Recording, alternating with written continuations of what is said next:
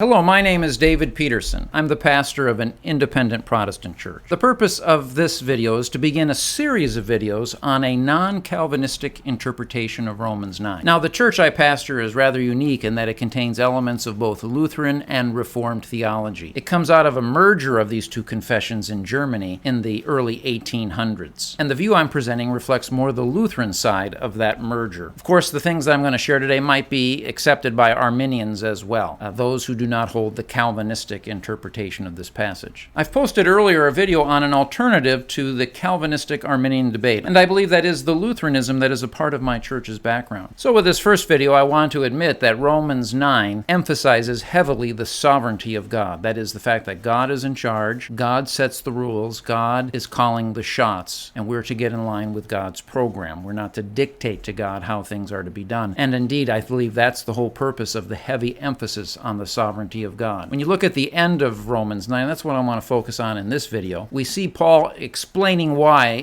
his people are missing the mark. They're not receiving the righteousness that God has for them. He begins in verse 31 by saying, "The people of Israel, who pursued the law as the way of righteousness, have not attained their goal." Why not? Because they pursued it not by faith, but as if it were by works. What Paul is saying here is that when it comes right down to it, the reason why they're not attaining the goal, they're not attaining righteousness, is not because of some withholding on God's part, some way in which God is failing to give them what they need to attain that goal. Rather, they're the ones who are not getting in line with God's program. God's decision that those who will obtain righteousness are the people of faith, that the people of God will be the people of faith. In essence, they're trying to dictate to God how it will be. They're trying to say, we're going to do it by works and you're going to follow along with us. When Paul is saying that's not how it works at all. You find out where God is working, how God is choosing to work, and you get in line with him. And Paul has been arguing that the people of God all along have been the people of the promise, the people who are the ones that God has promised to be his people, and in the larger scheme of things, it's the people of faith. That is the key thing I want to emphasize in this video, that what Paul is saying when he's heavily emphasizing the sovereignty of God is that the people of God are determined by him and him alone, and we're to follow his program.